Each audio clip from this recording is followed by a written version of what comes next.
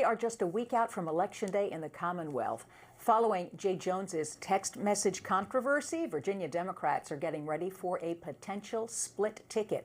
They're bracing for Abigail Spanberger winning the governor's seat and Jason Miyares repeating his turn as a Republican Attorney General. Joining us to talk more about the Virginia elections is the Hill's Julia Manchester. Julia, just 1 week left. We know you're ready for this election to be done and over with. I was reading your article in the Hill today, and you talk about this potential for a split ticket.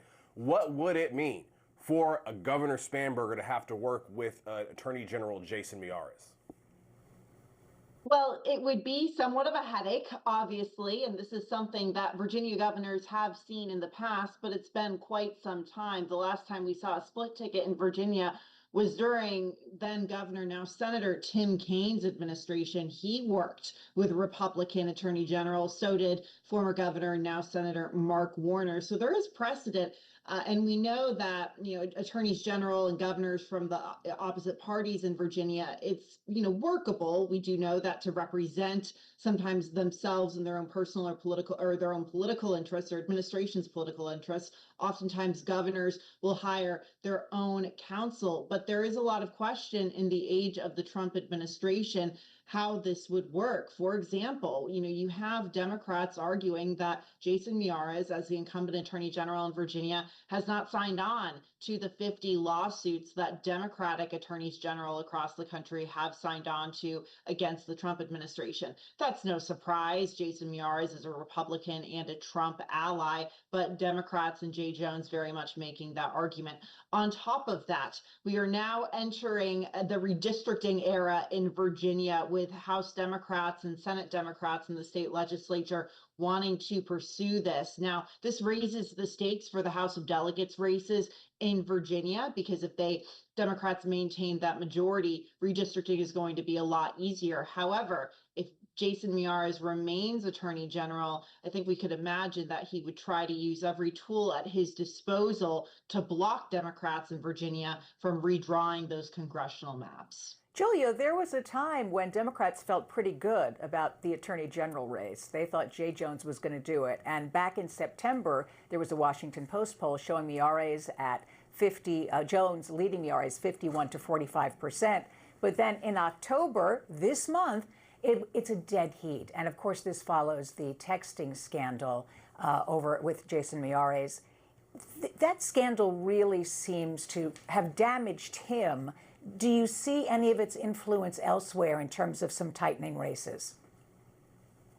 Well, look, I will say that I think out of all of these races this election cycle in Virginia, the Attorney's General race was always going to be the tightest. Even though we saw Jones leading in polls, we did see Jason Miyares leading in fundraising, and we saw that Jason Miyares did have the incumbent advantage in Virginia by being able to use his posts to really tout his own record as Attorney General. So there was still an uphill climb somewhat for Jay Jones before this scandal broke. However, you're absolutely right. It has very much narrowed. It's neck and neck. In fact, with a number of recent polls actually showing Jason Miyares leading Jay Jones. In terms of how it's impacted the rest of the race or the rest of the ticket, I think you've seen the ticket narrowing in some cases, but I think that could also be attributed to the fact that we're getting closer to Election Day and more voters are engaged and activated and they know how they're going to vote and they're voicing that in the polls. The question is, though, if assuming Abigail Spanberger wins the governor's race, and that's not a sure bet, but she does have a substantial lead in a number of polls. The question is, are her coattails long enough to carry Jay Jones over the finish line?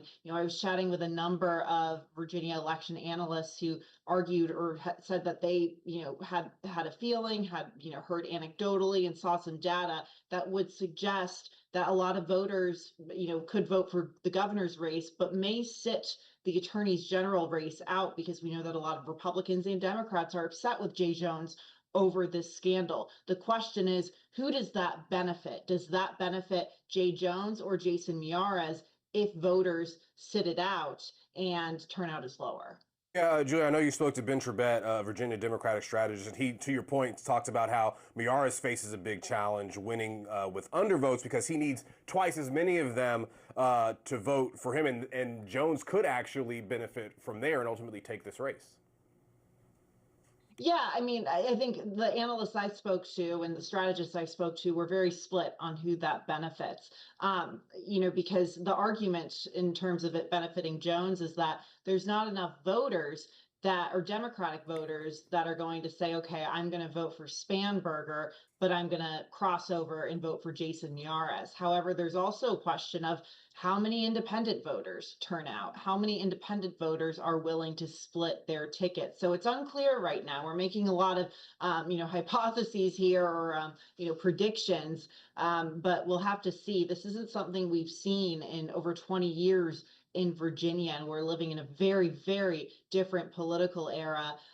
So I think this is going to be, I think, a test case in many ways for the years to come. All right, Julia Manchester, thank you so much. Really appreciate it. Of course, you can read all of Julia's reporting right now on thehill.com, or just go to page 18 of today's print edition and you'll see it right there. Julia's going to come back at 8 to talk more about Virginia's elections.